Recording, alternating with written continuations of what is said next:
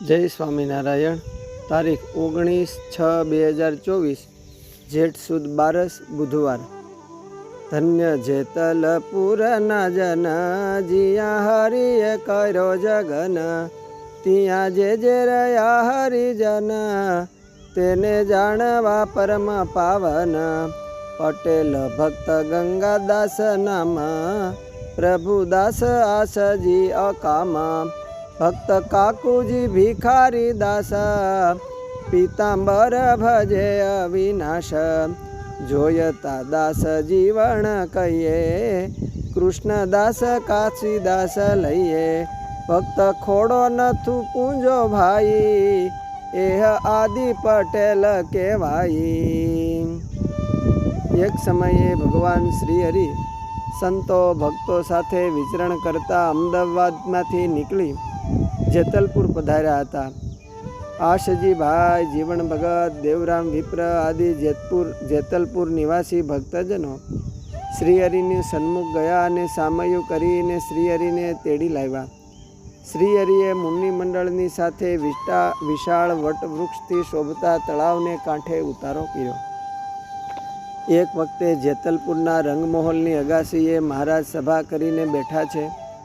શ્રીહરિ સમક્ષ ઉત્તર ગુજરાત દંડાવ્ય દેશના ઘણા હરિભક્તોનો સમુદાય બેઠો છે। સૌ કોઈ દર્શન કરતી વેળા પોતાનો ભાવ અર્પણ કરવા સારું શ્રીહરિને જમવા માટે બરફી, પેંડા, સાકર, જલેબી, જાત જાતના પકવાનો ભેટ તરીકે રૂપિયા, સોના ચાંદીના ઘરેણાં ભગવાનના ચરણમાં મૂકતા હતા।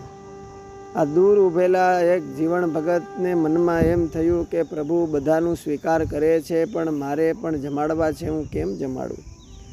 પોતાની એક પછેડીના ધોતિયાના છેડામાં મઠનો રોટલો બાંધીને ગરીબ જીવણ ભગત મહારાજ માટે લાવેલા।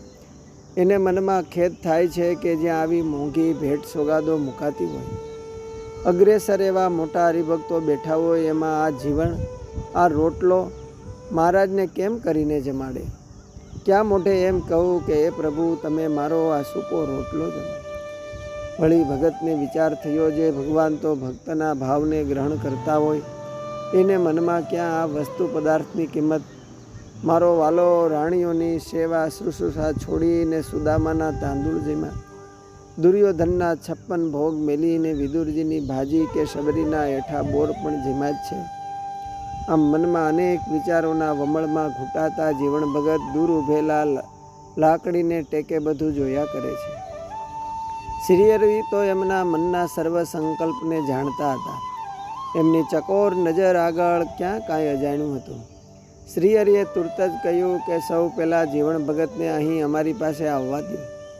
સભામાં સૌ હરિભક્તોએ રસ્તો કર્યો। જીવણ ભગત નજીક આવ્યા અને શ્રીહરિના ચરણે લળીને પગે લાગ્યા।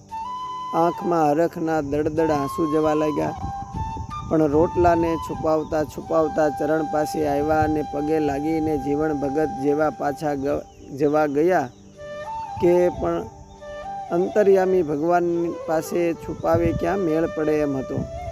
જીવણ ભગતને મનમાં વિચાર થયો કે મારે આ સૂકો રોટલો પ્રભુને નથી બતાવવો, એટલે એકદમ પાછા પગે ચાલવા ગયા। ત્યાં મહારાજે એમને ઉદ્દેશીને કહ્યું કે જીવણ ભગત, આ પછેડીમાં શું છે? સંકોચતા કહે કે મહારાજ, એ તો મઠનો રોટલો છે।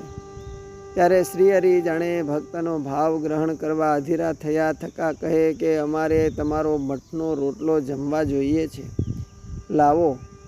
એમ જીવણ ભગતની ખંભે નાખેલ પછેડી ખોલીને હાથમાં રોટલો લઈ અને મહારાજ તો બે હાથે મઠનો રોટલો પકડી ભર સભામાં જમવા માંડ્યા। પ્રભુ જમતા જાય ને મઠના રોટલાના સ્વાદને વખાણતા જાય। બ્રહ્માનંદ સ્વામીએ જાણ્યું કે આજે શ્રીહરિ આ ભોળા ગરીબ ભક્તના અંતરના ભાવને ગ્રહણ કરતા આ સૂકો રોટલો જમવા માંડ્યા છે, તે મહારાજને પેટમાં દુખશે, બાકી મઠના સૂકા રોટલામાં સ્વાદ એવો ક્યાં? પ્રભુની પ્રસાદી પામવા માટે બ્રહ્માનંદ સ્વામીએ યુક્તિ કરીને રોટલો શ્રીહરિ પાસે માગી લઈ લેવા અરજ કરી। મહારાજ, એકલા એકલા જમો છો તો કેમ ખબર પડે કે આ ભગતનો આટલો બહુ સ્વાદિષ્ટ રોટલો છે? એ તો અમને પ્રસાદી આપો તો ખબર પડે ને। મઠનો રોટલો જમતા જમતા મહારાજ કહે, લ્યો બ્રહ્મમુનિ, જીવણ ભગતના ઘરનો રોટલો તમે પણ સૌ જમો.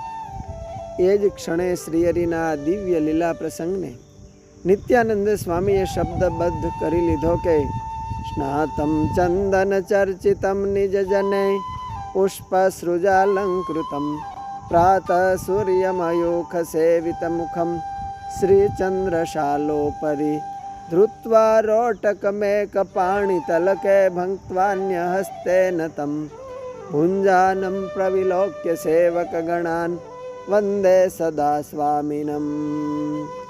એક હાથમાં રોટલો લઈને ભાંગતા ભાંગતા ખાય છે એવા સહજાનંદ સ્વામીને હું નમન કરું છું. એમ સત્સંગના જીવણા ભગતનો મઠનો રોટલો જાણે અમર થઈ ગયો. અસ્તુ. જય સ્વામિનારાયણ. શ્રીમદ સત્સંગી જીવન પ્રકરણ 2 અધ્યાય 45 તથા શ્રી સહજાનંદ સ્વામી સમાજ સુધારકમાંથી. જય સ્વામિનારાયણ.